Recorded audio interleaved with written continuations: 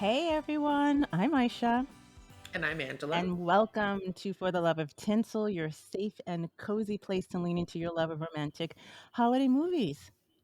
And we're really excited because this is a special episode of Behind the Curtain. Today we're having a special guest, producer, executive Mychael Chinn. His newest movie that he produced is A Very Merry Beauty Salon starring Tia Mowry, and it's coming on Lifetime, and we feel so blessed to have him speaking with us today. Yes, thank you so much for joining us, Michael. Yeah, I'm so happy to be here. So, Michael, I'm going to read your bio, which I The had to do a eyes, I little love it. tightening because you have so many accolades and so many things that you've done and so many experiences. So I cut some out, but I wanted to Great. keep the context around your life that we're going to be discussing. So, Michael G. Great. Chinn is the Vice President of Development for Artist Collective Entertainment based out of Los Angeles, California. He graduated with a BFA in acting, you can see that, from the Medill School of Arts at Southern Methodist University, SMU. He started his career working under casting director Tracy Twinkie Bird on the casting of films such as Notorious, The Blind Side, Secret Life of Bees, amongst others. He worked as the assistant company manager for the Alvin Ailey American Dance So Theater, cool. then as a producer and production manager for BET Digital and BET Her.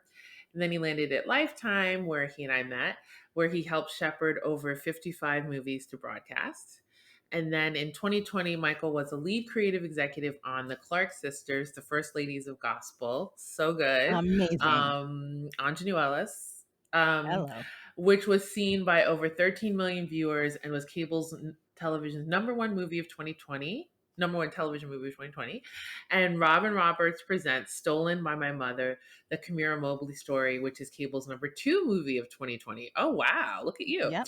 Ooh, Um, in blessing. 2021, I know, Michael joined the MTV Entertainment Studios Original Movies and Limited Series team as the director, Original Movies and Limited Series.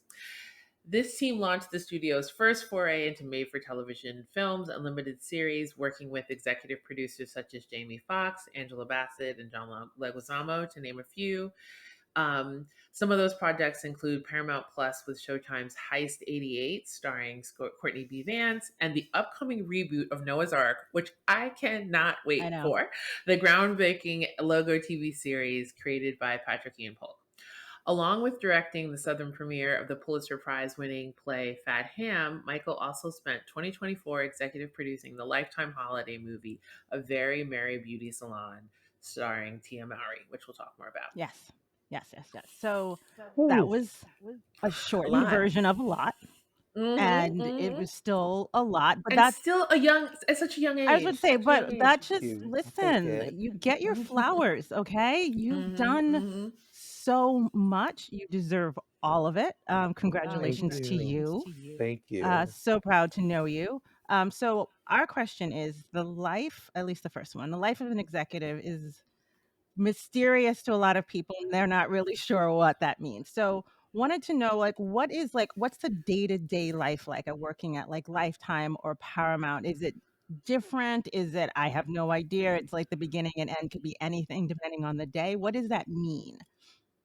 There is a lot of like, you wake up in the morning and you look at your calendar and you're like, okay, here Right. we go today. Gotcha. But the majority of it is Okay. a lot of reading, and a lot of talking. So Gotcha. you're reading a lot of scripts, you're reading pitch decks, you're reading outlines, sometimes you're reading books, and then you're talking a lot. You're talking to writers, you're talking to producers, you're talking to talent, you're talking to agents and managers, and you're always trying to make sure that people are being heard, that you're getting the best version of whatever story you're looking to get, Oh wow. because you want people to win, because if they Hmm. win, then you can put their stories on the air and everybody gets a chance to get ratings and to get Right. accolades and to entertain people. And so you're always just looking for the best at all times. But the thing I think people forget about is that for everything that you do produce, there's like 30 other things that you've read that you didn't. Oh And Yeah. so wow. there's just so much reading that goes on. So like if you don't want to read, don't be a producer or an executive because all you do is read. So Hmm. here's my question. So of those 30, one of them works. Is there heartbreak for you? Is there like four of them could have worked, but only one of them you could actually get off the ground? Like, is there times where you're just disappointed that things aren't moving the way that you wish they would? Yeah, I think when you work as a buyer, like for a network or a studio, you're having to put your personal taste through the brand filter of wherever it is that you work. So there are things that I read and I'm like, "Oh my gosh, this is so good." I can't buy it because it does not align with Mm. the brand identity of the place that I work. Ah, So, like, there's so many times that there are things that I read that I'm like, I would make this tomorrow, but where I work won't fund that because right. it won't make us any money. So there are so many times that you give a heartbreaking pass. Now there are things that are absolutely horrible that you're happy to pass Yes. on, I or things that are just aren't ready and you don't have the time or resources to help get it all the way there in the in the schedule that we needed to get there. got it. Hmm. So you pass and be like, work on it and bring it back. Got it. Got it. But Got it. then there are things that just don't align with the place I'm buying for. And Got then it. you have to pass. And those are the ones that really break your heart. So only if you're allowed to tell, because if you can't tell, respect. But do you have the ability to be like, we can't do this, but this should be made, um, and pass it on in some way to someone else? Or was there a time when you're like, this place is not going to make this, but it should be made, and then you saw it made by somebody else?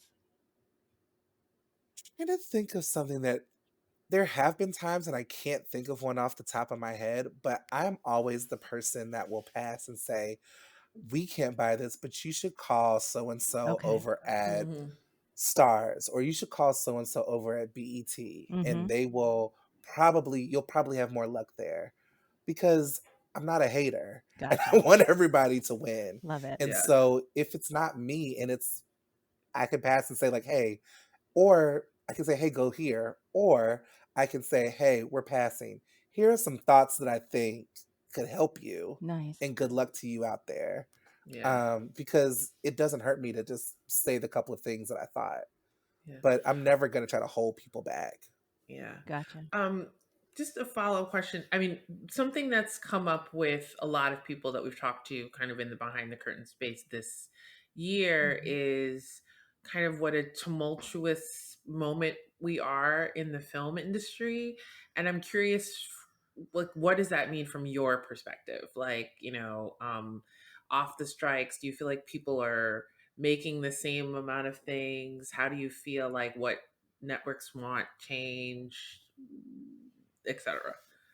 Well, I think that the contraction, like a lot of people are placing a lot of the onus for the place that we're in on the strikes, but the contraction was happening before the strikes happened. Okay. I think the strikes were a catalyst to like speed up the process, but the contraction was already happening before the writers and the actors went on strike. I think the streaming wars are what really started it, and Mm, everybody trying to keep up with Netflix, which was not even able to really keep up with itself. absolutely. And Hmm. so when all of these other legacy companies tried to do the same thing and were putting all of their money towards all of these really big swings, and a subscriber based thing, when there's too many places, it's there are only so many people that can subscribe, Yeah. and there's only so much that you can grow, but that did not like line up with the money that they had spent. They had to start figuring that out because Wall Street's like, where is my I was about to money? say board Yeah. members are like, it's about that bottom line. So Yeah. you And think Yeah. where how do you make us whole? exactly. So Hmm. Angela, can you Hmm. and then Michael, please add in what Hmm. you will. It's just that just for our viewers who are used to listening, I mean watching the movies, but do not Hmm. understand the industry side of what's going on. What can you just briefly describe what the contraction or people in the industry are feeling, Mm. creatives are feeling right now? Well, I'll start and you can say from your, I mean, from, I would say with the different writers and directors that I know, I think there is this feeling of it's really hard to get things going. It feels like there are fewer things being made. I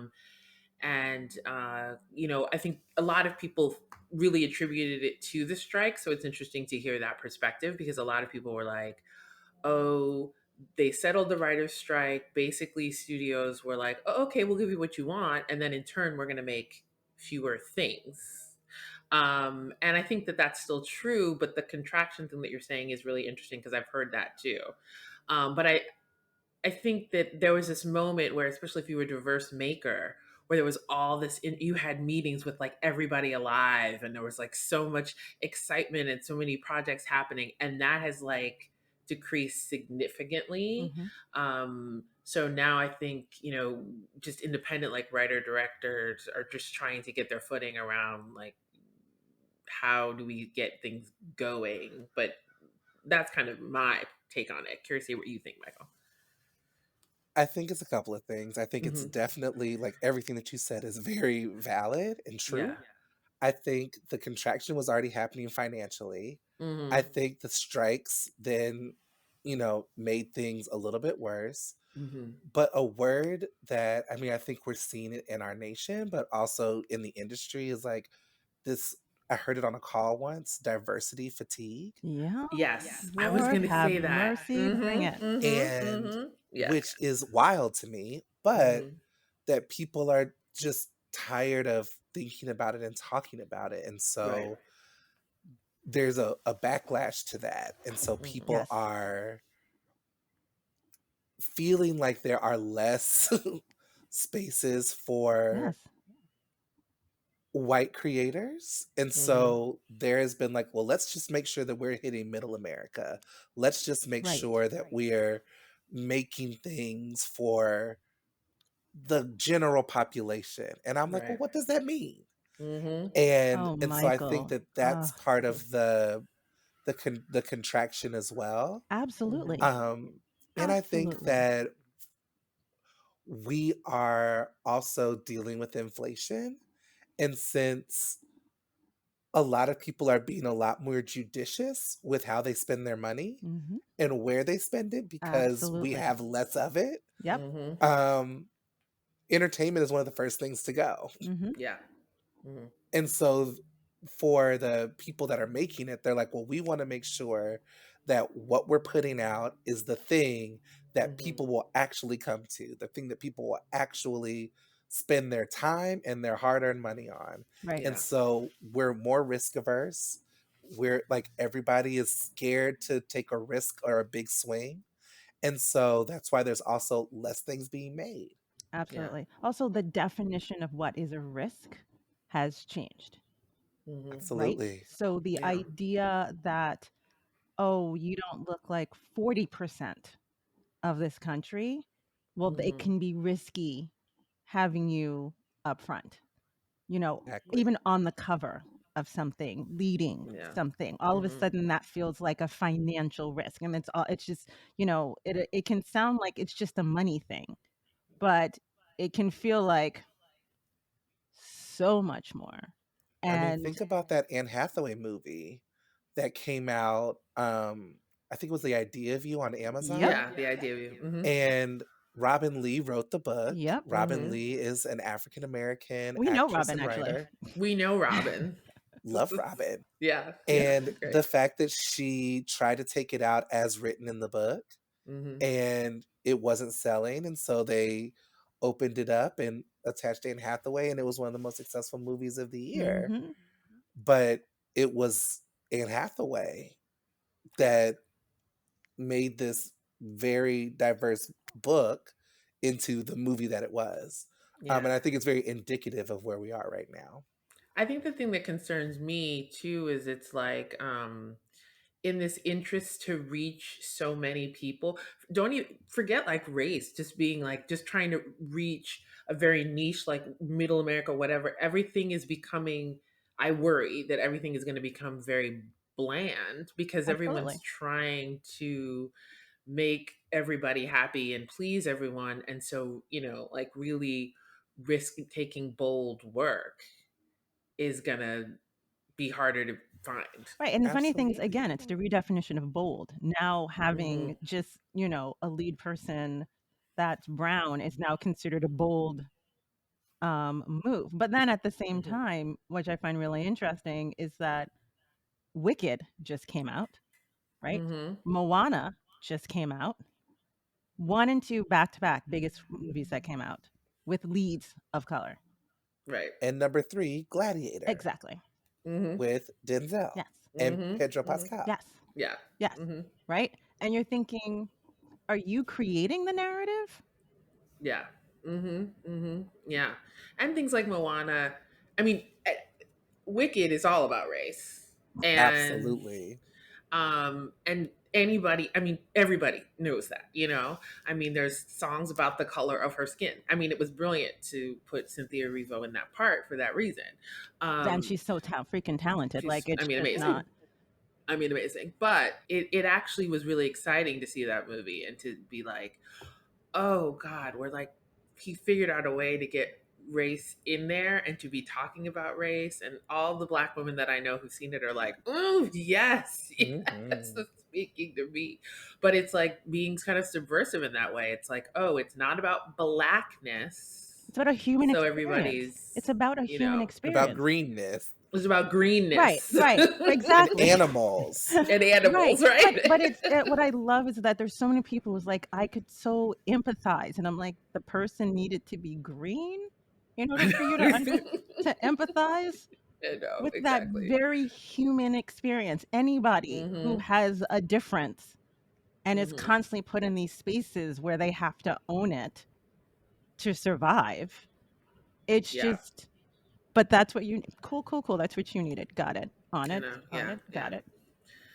Now, I want to shift gears to talk a little bit about holiday movies Yes. because you've Yes. worked on a lot of different ones, and I'm curious, because people who listen to this are they we talk a lot about the differences between like a Lifetime movie versus like a BET Plus Yes, we've movie had those versus, conversations. so curious about what you've noticed is the differences are with different networks and how you kind of manage that when you're developing projects.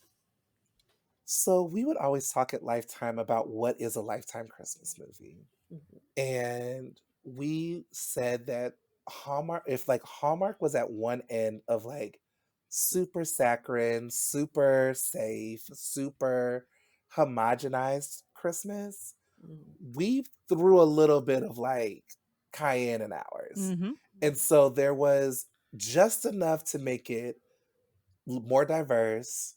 We were okay with taking a little bit more risk in the storyline, but we still wanted to make it something that made people feel warm and cozy It was more at paprika Christmas. than cayenne, but Yeah, it Yeah. it yeah, was, it's you know what I mean? Christmas. Yeah. It was like it was still something that everyone could enjoy. It wasn't like, if you Mhm. can't take spicy food, this isn't for you. It was Mhm. enough, Exactly. It it was. I was thinking some more of like the flavor. chocolate with a little bit of Okay, pepper in okay, it. Yeah. okay, Mhm. I Yeah, can Mhm. appreciate that. with a little bit of just like I don't know what that body roll was, but you got I was it. like, "Oh, okay."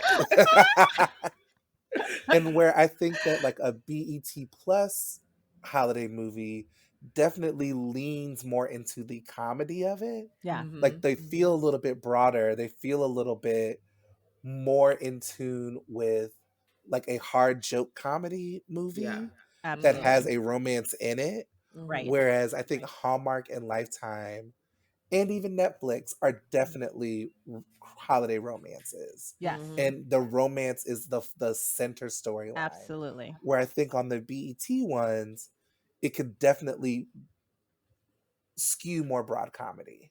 Yeah. Mhm. Mhm. Yeah, no, I would agree with that. And then when you were at Paramount, when you were kind of working with other, because I know you did some stuff for VH1 as Hmm. well. How, Hmm. when you were kind of developing that, how did you decide what kind of films that you guys were doing there? We talked a lot about what makes an MTV Studios holiday movie, Mhm. and it was to make an adult holiday movie. So if you look at the ones that we made while we were there: Hip Hop Family Christmas, Mhm. Let's Get Married. Um, my favorite one that I can't think of the title of was the Gabby Sidibe movie. Oh, we love that Um, Oh, one. we reviewed that We one. reviewed Yes. it on the Uh-huh. show. Uh-huh. Yeah, yeah, that was yeah. like Uh-huh. my favorite one that we made while Mhm. I was there. But they were definitely like, we wanted to make PG-13 our R-rated holiday movies. Sure. Yes, yes. And Mhm. that was, we were making them for adults. Like, it was Mhm. not for family viewing.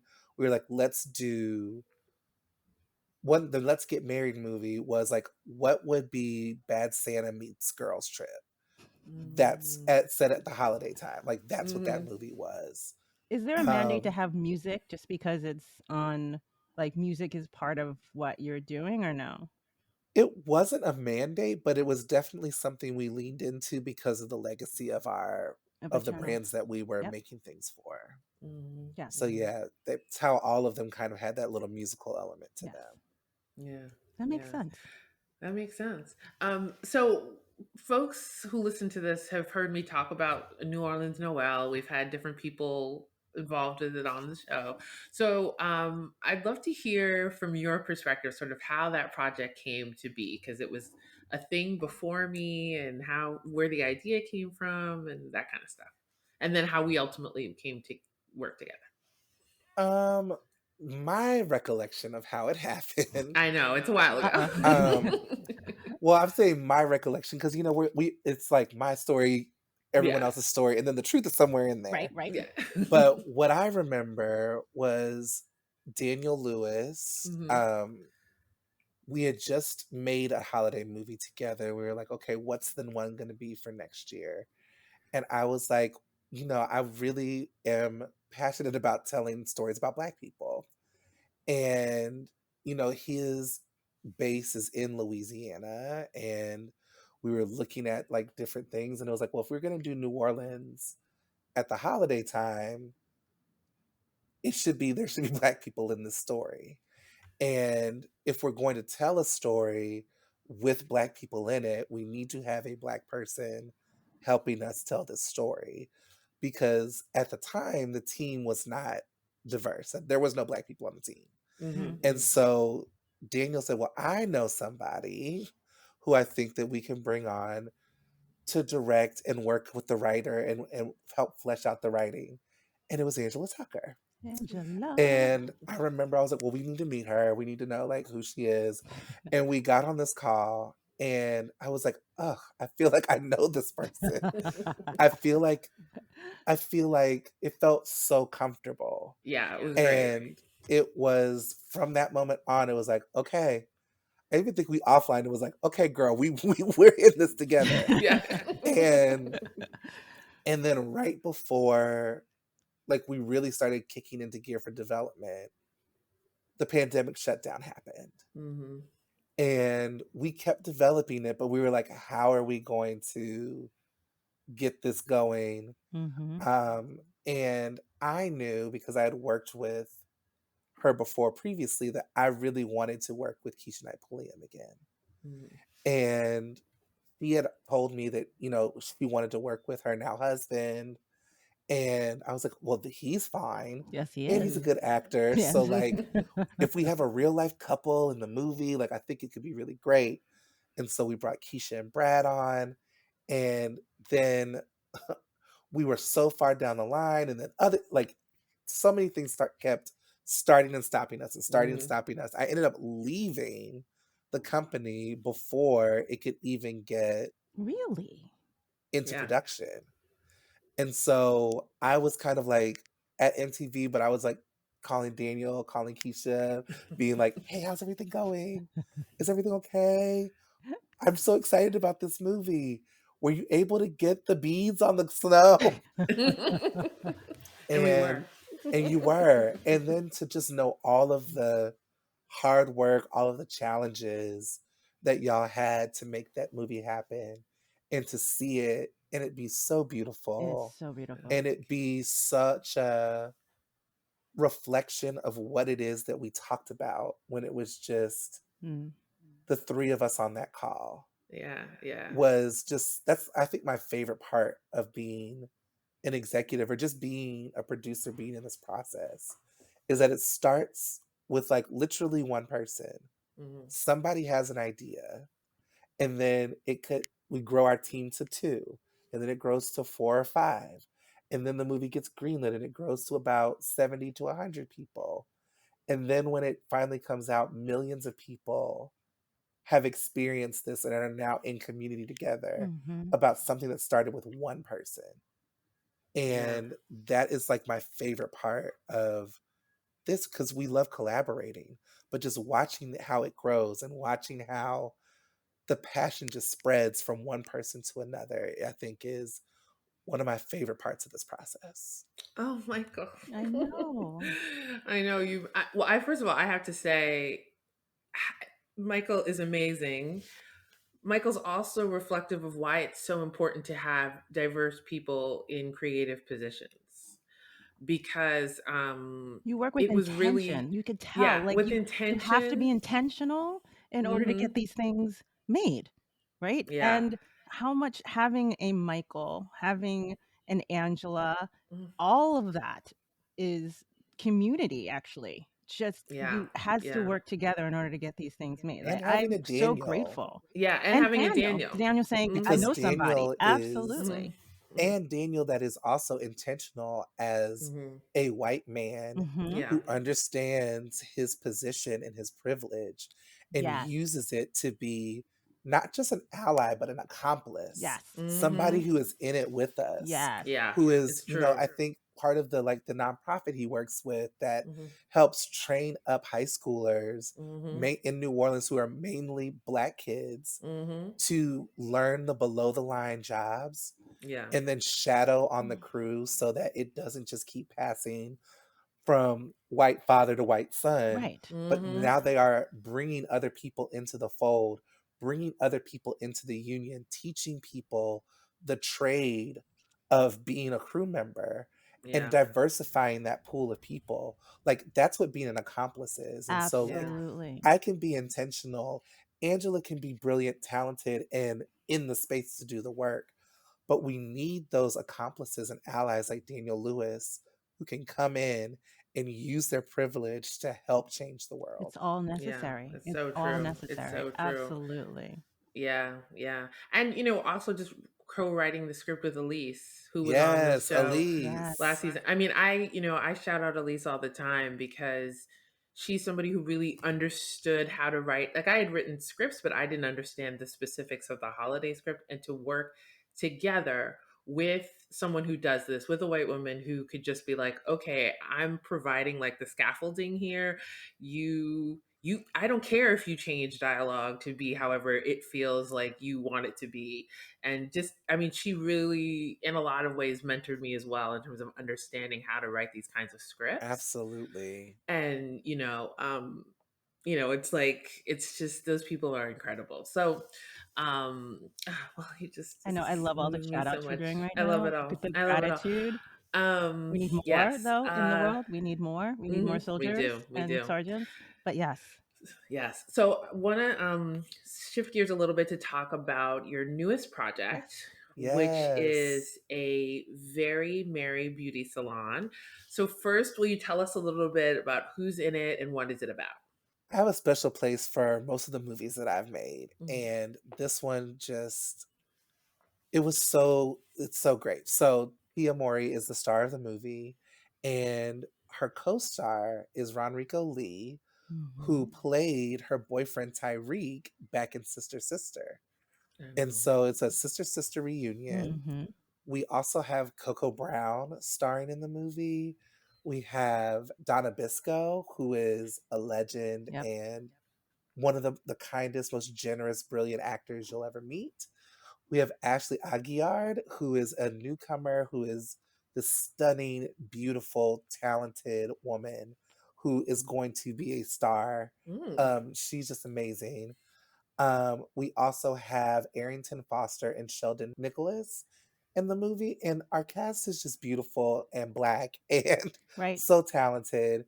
And the movie centers around Tia's character, Sienna, and she's a divorced woman who owns her own beauty salon in Atlanta.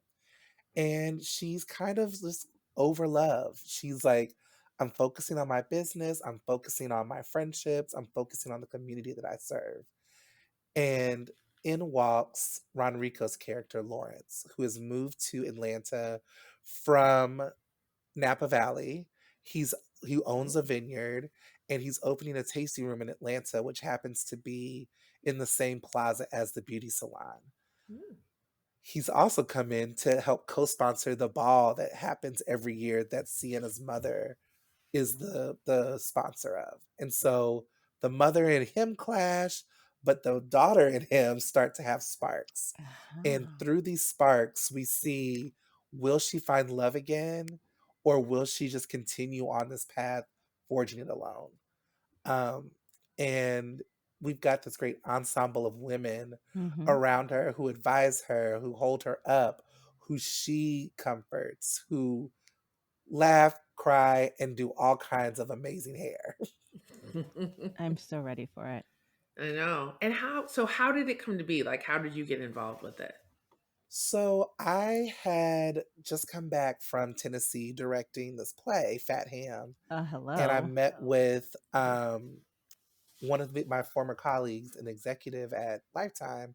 I was like, "Would you be open to like producing a movie for us?" And I was like, "Why not? This is the year of saying yes to things that scare me. Nice. Why not?" And I got a call that they were looking to do something with Tia, and it was set in the beauty salon space. And I was like, well, two things that I love, Tia and Black women's hair. Let's do it. And Karen Wilson, who is the lifetime executive on it, had seen the Jocelyn Bio play, Jaja's African Braiding Salon. Mhm. Yes. And she was so inspired by that world that she said, I want to see this in a holiday movie. I want to see this. Mm. And so that's how our writer, Tara Knight, kind of came in and pitched this concept. And then they brought me in and we helped flesh it on out. That sounds Cool. so collaborative. I just Now, how many? I I love gotta that. ask the nerdy questions. How many days shoot was it? Where did you shoot? And any challenges you had in making it? We always talk about all that, how it's so hard to like make these things so fast, and you know. We shot in 15 days Mhm. Mhm. and we had 15 days to prep. Oh And we wow. also started this in, we started developing this in April. Mm. And the movie's coming out on December 7th. So Oh. we had a very in April, it was a one sheet. Oh Oh okay. my. So we went from a one sheet to a movie in like 8 months. So it was Wow. very quick.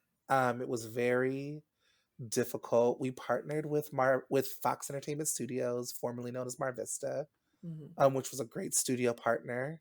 And we worked with a production company called Maquia in Atlanta where we shot, and they were really great partners. They helped us build an amazing crew, Mm. and that crew is the reason that we Able were to pull it off? able to pull this off. Gotcha. Yeah, yeah. And the other thing, speaking of being intentional, was being intentional about making a movie about Black women and Black women's hair, being intentional about making sure that there are Black women and Black people below the line as well, telling Mhm. that Mhm. story. So all of our department heads were people of color. Mhm. We had, Wow. and three three of the five were Black. Mm. Um, of our 72 crew people, 41 people were people of color, 34 were Black people, and 24 were Black women.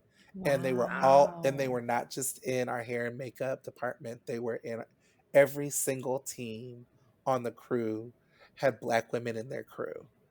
Every single team had a Black person on that crew. And so it really helped bring authenticity to the world. Absolutely. It helped bring having, a Black woman on our props team helped us have the right Yep. tools Yep. on in the salon. Mhm. Mhm. Having a Black person, a Black man as our production designer helped us have these homes and these shops that felt real and Mhm. authentic. Yeah. And that was so important to me. It was important to Tia that we were doing this justice and that we were doing this the right way.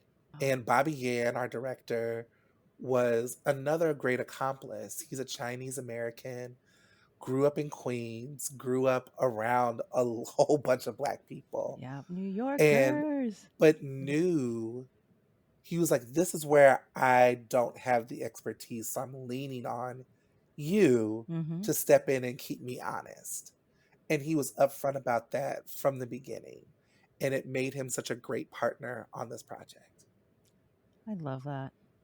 No, it sounds I love great. that. We're Yeah. really excited to see it. And so just Yeah. for our listeners and anyone who's watching, today is Thursday. It comes out on the 7th. So it comes out on Saturday and today is Yep. Thursday. That's the only reason We have why not seen it. we The have only not reason. seen the movie. I have watched the trailer more times than I can count. Um Mhm. because I Mhm. am ready. Mhm. I am ready. But by the time this comes out, everybody will be able to be able to enjoy this movie, and I'm happy for you. So make it an event. Get the fam. Get your Get friends. everybody around. It Get is going to Mhm. be a good time. You will laugh, you will cry, you will dance. The movie culminates in this tinsel ball. And we were Oh. inspired by Bridgerton stop. about Mm. just throwing this big fancy ball and having Black people in that space feeling royal and regal. Mm. And there are dances that are lead characters. It culminates in a spotlight dance that Tia and Ronrico's characters do that was Oh. choreographed by Victor Jackson, an amazing Black choreographer from Atlanta. Mm. Sasha Allen, who is a Broadway legend, sang the song that they danced to, and it is my new Wow. favorite Christmas song. Ooh, Aisha loves a new Christmas You song. don't understand. It is one of the most beautiful like Christmas love songs. It's called Christmas Kind of Love, and it is my new favorite. Okay, And I'm then ready. Patrice Covington, who is also a Broadway diva, sang our final group dance. Our whole cast gets and does a big choreographed group number at the end, and Patrice Covington sings that song. And so we just have such beautiful music. We were very intentional about that and making sure that there was original music that felt authentic to the world. Ah, So I'm so excited for the world to see this movie, to see that you can tell like these holiday movies are not just froth that people just wrap you up in a blanket. It is all of is that, but it also can talk about real things. We talk about grief at the holiday time in this mhm. movie. We talk Mhm. about divorce and finding love again. We talk about, military, which is a common theme in holiday Yep. movies, Yeah, yeah. but we talk about that a little bit more in our movie. And there's just so many things that you can touch on in a holiday movie Absolutely. that makes it palatable for people to And deeper, right? It experience. allows you to feel. Exactly. It's a Mhm. safe place to feel Yeah. on so many different levels. That's something Angela and I talk about all the time. That there is something cathartic for watchers of these movies. There's escapism, but there's Mhm. also such room to relate to all of these emotional points, especially during the holiday season. Which I'm really excited. Thank you and your Yeah. entire Thank team you. Mhm. for making this movie, and we will be there with bells on. So Mhm. right now we have this point when we do these interviews where we ask everyone this question, and I feel bad that I did not prompt you beforehand. I see your eyes getting big. Do not worry. Do not worry. Okay, so what our tradition is that we ask our guests, um, what is your favorite Christmas movie? And so here's the thing. A lot of times I will ask, what's your favorite rom-com this year? That feels harsh. So here's what I'm going to do. I'm going to ask you, in the last 5 years, do you have a couple of Christmas movies that really resonated with you? One that I really liked was A Gospel Christmas that came out on Lifetime. That was a holiday movie with Demetria McKinney and Chaz Lamar Shepard, with all the Kirk Franklin Christmas music in it. I liked that Mm, one. Wait, was that the one where they were in the church? Yes. Okay, and they got the and she's the storm? new pastor, or is it She's the the one where new pastor of She's the the she's new the new pa oh my pastor? goodness, I Mm-hmm. love her because she's from my favorite witch show, but anyway, she's Ooh, Mm-hmm. Motherhood yes, for Salem. so good, I so love Mm-hmm. that good. show. It's such a Mm-hmm. good show, and I love her. Mm-hmm. Okay, got it, and I did see it, Yeah. so yes, Yeah, I yes. like that. Yeah, The yeah. music Mm-hmm. was phenomenal. It Mm-hmm. was Kirk Franklin. You can't go No, you wrong. can't. It's true. I It's hard. loved Let's Get Married in the Gabourey Sidibe movie. But I think also, I mean, this is not really a holiday movie and No it's not from the judgments. last 5 No years, judgments. but it is the movie I have to watch every holiday season. That's Mm. And it's a deep cut, so get ready. okay, It's I'm ready. called A Pocket Full of Miracles. And my mom and I have to Oh. watch it every year. It's Okay. a Mm. Frank Capra movie, I and it stars love it. Betty Davis, and it was one of Anne Margaret's first movie roles. Oh She's so wow. beautiful. And it Mm-hmm. is about this homeless woman named Apple Annie, played by Betty Davis, and she sells apples on the streets. And there's this gangster, Dave the Dude, who feels like her apples are lucky. And Mm. so Dave he the like dude, I want that shirt. Dave. Okay. And so like she's like, you know, she's actually not a homeless lady. She is destitute and she sells apples on the street and she's an alcoholic. And Mm. she's been sending letters because she had a daughter. She sent her daughter off to Europe to go to school. And her daughter has sent her a letter, and her daughter doesn't know that she is Apple Annie. She thinks she's like this fancy lady that lives in the plaza. Mm. And the daughter is getting married to a count in Spain, and she wants the count to come and meet her mom. And so she's like, Oh, what am I going to do? I am this drunk apple seller on the street. And she goes to I Dave the hate when that Dude, happens. and Dave the Dude sets her up in this palatial thing, and they're going to fool this count and this prince and the daughter to think that she is this fancy lady.